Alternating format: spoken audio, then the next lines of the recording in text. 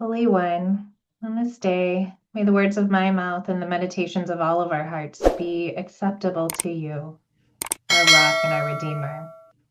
Amen. So today I'm going to talk a little bit about complaints, protests, grievances, grumbles. Um, I don't know how much I introduced myself when I preached before, how much you all know about me, but um, I'm actually an ordained elder in the United Methodist Church. But today I serve as the Associate Dean for Student Affairs at Yale Divinity School. And so now I'm living out my ministry as a school administrator. And on this day, I'm praying with all of the school administrators all over Connecticut who have been watching the weather all week and who are today worrying about the families in their schools as the winter storm hits. And because I've long been involved in immigration ministry, and because I have a good friend who's a parent and public school teacher in Minneapolis, St. Paul, I'm also praying with the school administrators in Minnesota, where many of the schools have been closed for weeks because their communities are afraid of what's going on with ICE activity there. So my heart is with school administrators and with the children and families they care for in these days. I am an administrator. Actually, every United Methodist elder is an administrator. I don't know if you knew this. There are four official parts of an elder's call in the United Methodist Church. They are word, sacrament, service, and order. So we are called to order, to administration. And that means we are called to respond to complaints, protests, grievances, and grumbles. And as we move through the book of Acts as a church, this particular week just so happens to be landing on a story that begins with this verse. Now, during those days when the disciples were increasing in number, the Hellenists complained against the Hebrews because their widows were being neglected in the daily distribution of food. And so when I read this, I was like, oh, this story is about a complaint. I got this. Complaints are my jam. This is an administrative story.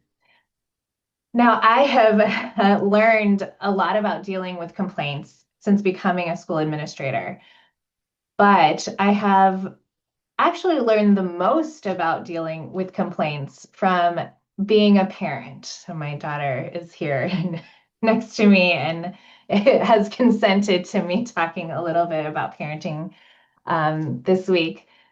But nowhere else in my life have I been looked to more often to solve every complaint, every need, to hear every grievance, and to be expected to do something about it.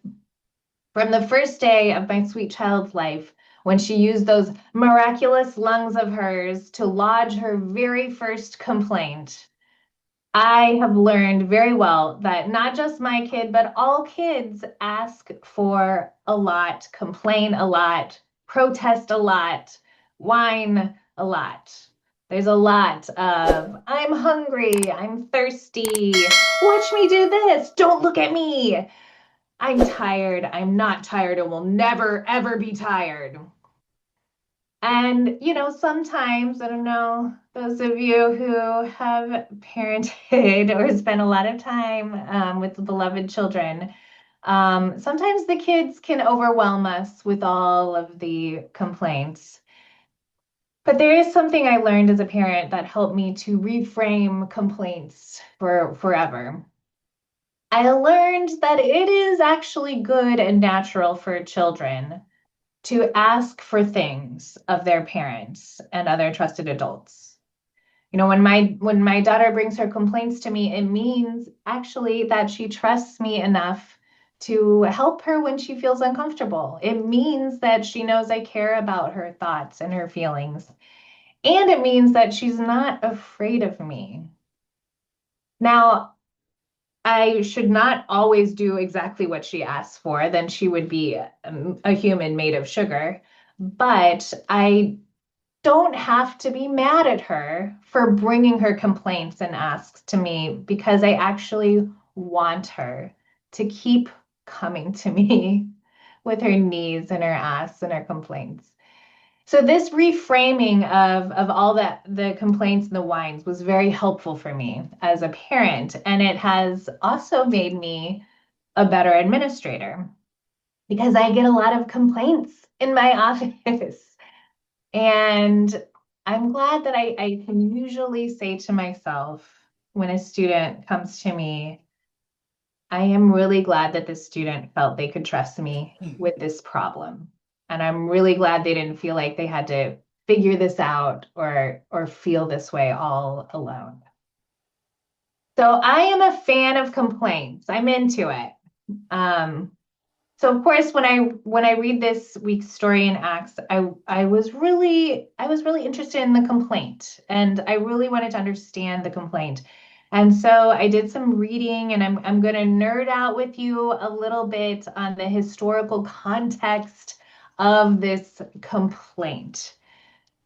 So in today's story in Acts, we learn about this drama between the Hebrews and the Hellenists. So, who were these folks? So remember the first Christians were all Jewish, right? At this point in Acts, they have not really yet started attracting Gentiles en masse or non-Jewish people. And so the Hebrews and the Hellenists, with the exception of this proselyte that Cindy mentioned, who is kind of like a Gentile who becomes kind of Jewish, but for the most part, the Hebrews and the Hellenists are all Jewish people, like Jesus was, right? And most scholars believe that the Hebrews were the local Palestinian folks who spoke Aramaic, like Jesus did. So this would include the first disciples, the apostles, people who knew Jesus, the OG community, and these people all spoke Aramaic. So those are the Hebrews. How about the Hellenists? Now, some at First and Wesley might assume that the Hellenists were some kind of fan club for our church council leader, Helen Smith. Um, I think it would be a cool name for the youth choir or the church rock band, the Hellenists. Welcome, the Hellenists. But anyways, but the Hellenists of Acts were actually not that. They were likely Jewish Christians who were not local Palestinian Jews. So these were Jews who had likely immigrated from all over the Roman Empire, who lived in the city of Jerusalem and who, after Pentecost, started joining this Jewish Christian community. So, what language did the Hellenists speak? Probably they spoke some of their local languages, from Syria or Egypt or Libya. But they also spoke another language, and I'm wondering if anybody maybe put it in the chat if you know. What do you think was the most common language in the Roman Empire? Does anybody have a guess? Does anybody want to venture, be brave, and put it in the chat? A guess? Oh, yes. Okay, Greek. Yes, yes, yes. For well done, everybody. Greek, yes. So,